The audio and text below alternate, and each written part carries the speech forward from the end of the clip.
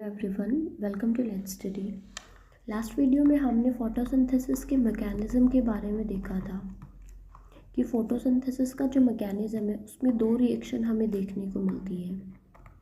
एक तो है लाइट रिएक्शन और दूसरी है डार्क रिएक्शन।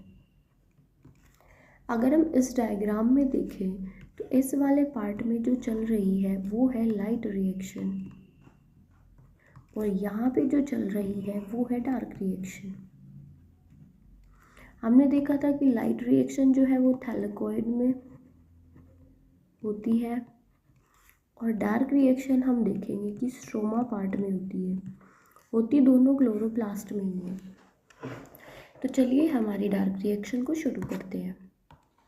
अब हमें नाम से पता लग रहा होगा कि डार्क रिएक्शन नाम है, इट मीन्स ये रात में ही होती होगी। ऐसा इसमें कुछ नहीं होता। डार्क रिएक्शन जो है वो हालांकि लाइट इंडिपेंडेंट प्रोसेस तो है, इसमें लाइट की ज़रूरत तो नहीं पड़ती, लेकिन ये रात में भी नहीं होती। लाइट इंडिपेंडेंट है। डार्क रिएक्शन जो है वो लाइट रिएक्शन के पैरेलल में ही चलती रहती है, यानी कि ये दिन में ही चलती रहती है। अब डार्क रिएक्शन के लिए हमें अगर लाइट की ज़रूरत नहीं पड़ती तो फिर किस चीज़ की ज़रूरत पड़ती है? तो लाइट रिएक्शन जो है वो एंजाइमेटिक प्रोसेस है। एंजाइमेटिक प्रोसेस का मतलब अगर हम देखें तो इसमें हमें एंजाइम्स की ज़रूरत पड़ती है। इस रिएक्शन को करने के लिए हमें एंजाइम्स चाहिए होते हैं। और ये डार्क रिएक्शन जो है वो कहाँ पे होती है? तो हमने पीछे देखा था कि ये जो है स्ट्रोमा पार्ट में होती है, जो कि मैट्रिक्स बी होता है। किसका? क्लोरोप्लास्ट का। डार्क रिएक्शन को हम केल्विन साइकिल या फिर C3 साइकिल भी बोलते हैं।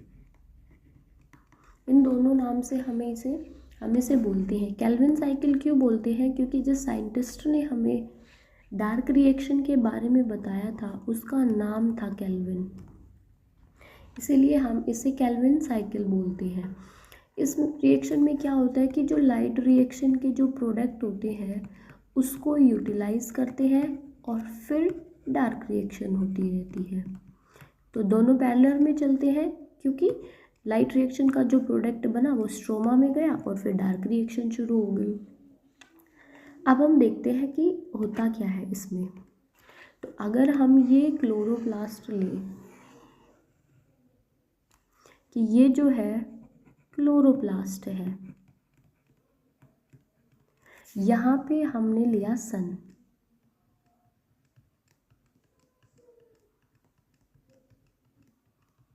ठीक है, ये हमने सन लिया।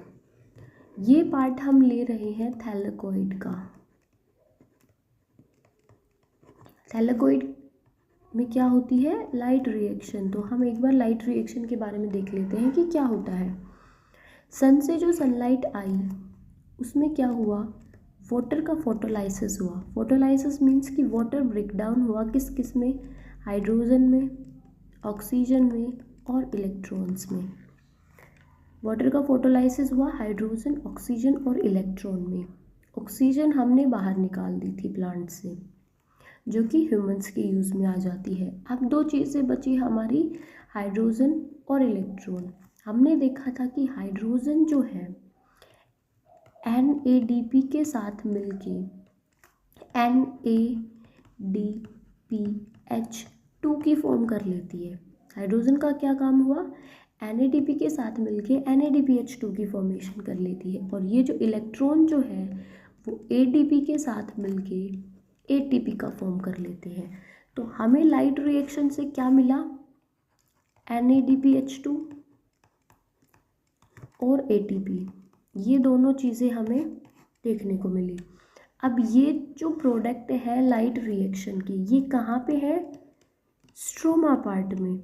और डार्क रिएक्शन भी कहाँ होती है? स्ट्रोमा पार्ट में। तो ये जो पार्ट बच गया ये एंटायर पार्ट है स्ट्रोमा। अब स्ट्रोमा में चलती है डार्क रिएक्शन।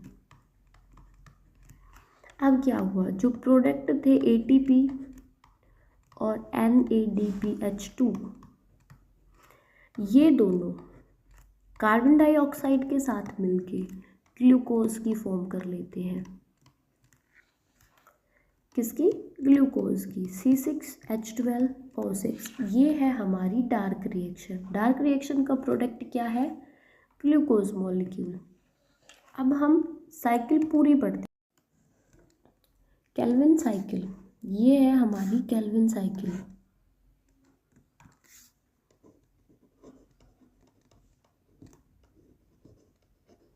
इसमें 3 स्टेप होते हैं। कार्बन का फिक्सेशन,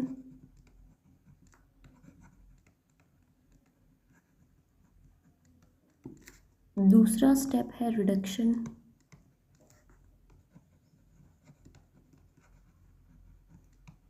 और तीसरा स्टेप है रीजेनरेशन।